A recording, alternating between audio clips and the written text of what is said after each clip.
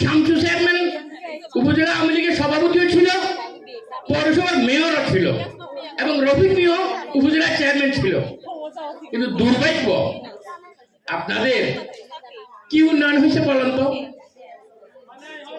কি উন্নয়নটা হয়েছে? এই যে চারপাড়ার লোকগুলা এখন তো মাস্টার পাড়া ভাগ হয়েছে, হয়তো একই কথা এলাকা একটা 5 নম্বর ওয়ার্ড, এটা নাম উন্নতি করছে, কিন্তু এইখান থেকে এখন পর্যন্ত আপনি সরকার পশ্চিম সাইডে সেই রাস্তা যাওয়ার এখনো সুযোগ নাই। এতগুলা লিডারে এই 5 নম্বর ওয়ার্ডে বসবাস করার পরে যদি সেই 5 নম্বরের লোকে যদি হাঁটতে যদি না পারে, এই নেতৃত্বের কোন দরকার আছে? তৈরি কোম্পানির বাড়ির পাশে আপনার ওই যে ত্রিপুরা সংসদের এখান থেকে যে রাস্তাটা উন্নয়ন হচ্ছে না, হতেছে? সাবধান যেটা করতেছে হতেছে, তো তারা 17 বছর থেকে তো এটা করতে পারে নাই। আসলে আমি যে ভাড়াতে থাকি দুনিয়া ভাড়া 8 নম্বর ওয়ার্ড, দীর্ঘ সময় চেষ্টা করা হয়েছে তাদেরকে দিয়ে এই রাস্তাটা করে নাই। 5 তারিখের পর থেকে আমাদের এটা শুরু হয়েছে। আসলে আপনারা জ্যোতির্বেলা আমাদের 7 নম্বর ওয়ার্ড বলে দিলাম, দেখেন সেটা আরম্ভ হয়েছে। হাতিয়া ভাড়া বিভিন্ন জায়গায় উন্নয়ন অলরেডি শুরু হয়েছে। কিভাবে? বিএনপি হলো উন্নয়নমুখী দল, আর তারা হলো ধ্বংসকারী একটা দল। এই যে উপজেলা পরিষদের আমাদের এখানে জলপাহাড় আছে না, জলপাহাড়ের পাশে একটা রেস্ট হাউস দেখছেন? রেস্ট হাউস দেখছেন কেউ? আসেনি? এখন যাইয়া দেখেন দরজা জানলা পর্যন্ত নাই। এখন আপনারা কি দেখিয়েছেন? দরজা জানালা কিচ্ছু, খাট মাঠ কিচ্ছু নাই। এটা কিন্তু অদূর উন্নয়ন ছিল, আমাদের সাবেক এমপি অদূর উন্নয়ন ছিল এই অঞ্চলের মানুষের সৌন্দর্যের জন্য। আজকে তারা, আমি জিজ্ঞাসা করলাম তো ঘটনা কি, গিরিগুলো কই গেছে? গিরিগুলো কাটে নিয়ে বিক্রি করে ইউবা ট্যাবলেট মদ খায়। দেখেন এটা উন্নয়ন, এত টাকার একটা উন্নয়ন, তারা বলে মদ খাওয়ার জন্য, ট্যাবলেট খাওয়ার জন্য বলে সরকারের একটা প্রতিষ্ঠান করা হয়েছে। তো ওদের দিকে ব্যক্তিগত টাকা দিয়ে করে নাই, কিন্তু সে উন্নয়ন বোর্ডের চেয়ারম্যান ছিল, সেই হিসাবে সে এটা করে দিচ্ছে। কিন্তু আমাদের উচিত কি এটাকে রক্ষা করা। আর আমরা কি আমাদের আমলি কি করলো, এটাকে একটা ধ্বংস করে দিল। আমরা যাই দেখি আসি এসির মাধ্যমে, ফ্যানের মাধ্যমে, লাইটের মাধ্যমে মিটিং করার জন্য সেখানে টাউন হল আমাদের দুনিয়া, আমাদের এমপি সাহেব, আমাদের প্রিয় নেতা চিন্তা করে মাটির লোকজনগুলা বিভিন্ন সময় বিভিন্ন মিটিং করতে গেলে জানা দরকার শুরু করছে। এর ভিতরে সরকারের ওনার ক্ষমতা যুক্ত হয়েছে, এই তারা এটাকে এইগুলো প্রায় খুলিয়ে দিয়েছে।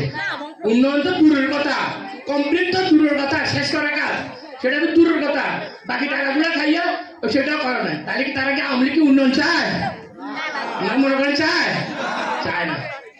অতএব বিএনপি মানে উন্নয়ন, বিএনপি মানে সম্প্রীতির বন্ধন। উনি কুমিল্লা টাওয়ার নামক একটা হাসপাতালের কর্মচারী এবং বিগত উপজেলা পরিষদ নির্বাচনে মাটিরাঙ্গা উপজেলা পরিষদে ভাইস চেয়ারম্যান পদে ভোট করে উনি জামানত হারিয়েছিলেন। সেই প্রার্থী অদূর ভূঁইয়ার সাথে প্রার্থী। আজকে তারা আমাদেরকে বিভ্রান্ত করতে চেষ্টা করছেন, অথচ 2001-এ অদূর ভূঁইয়ার সাথে প্রার্থী ছিলেন সাবেক মন্ত্রী কল্পরঞ্জন চাকমা, যিনাকে বিপুল ভোটে উনি পরাজিত করেছেন।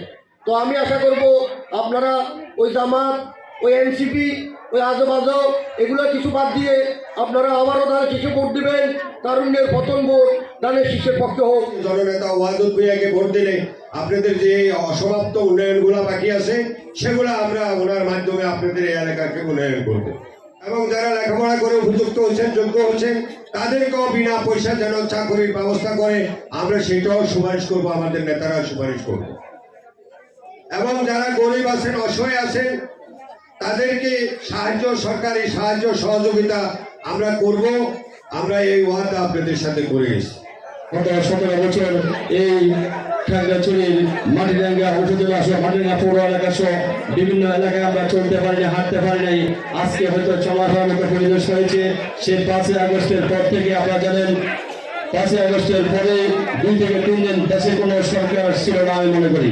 কারণ 5ই আগস্টের পরেই আমরা এই মাটিরাঙ্গার সকল মন্দির, মসজিদ, কিয়াং তেগুড়া গির্জা সহ আমি আমাদের মাটিরাঙ্গা পুরো বিএনপি অঙ্গ সহযোগী সংগঠনের সকল নেতৃবৃন্দকে নিয়ে আমি রাতভর 2 থেকে 3টা রাত আমি মাটিরাঙ্গা বাজারের প্রত্যেকটা মন্দির কেয়াং গির্জা আমি পাহারা দিয়েছি। আমি কি ঠিক বলেছি? আপনাকে জানেন এটা হয়তো অনেকে জানে না। আমরা আমাদের নেতা কর্মীদেরকে দিয়ে আমরা এই পৌর এলাকায়, বিশেষ করে পৌর এলাকায় যতগুলো মন্দির মসজিদ কেয়ার আছে, আমি প্রত্যেকটা মন্দির মসজিদ আমি পাহারা দিয়েছি। কেন পাহারা দিয়েছি? এই মন্দির মসজিদ আপনার আমার সকলের। আজকে এখানে যারা এসেছি আমরা পাহাড়ি বাঙালি সকল সম্পদে আমরা এসেছি এখানে। আপনি দেখেন আমার হাত কাটলে যে রক্ত বেরোবে, যে কালার বেরোবে, আপনার টাকালে সেই কালার হবে। তাই আমরা মনে করি আমরা পাহাড়ি বাঙালি কোনো ভেদাভেদ করতে চাই না, আমরা সবাই মিলেমিশে থাকতে চাই।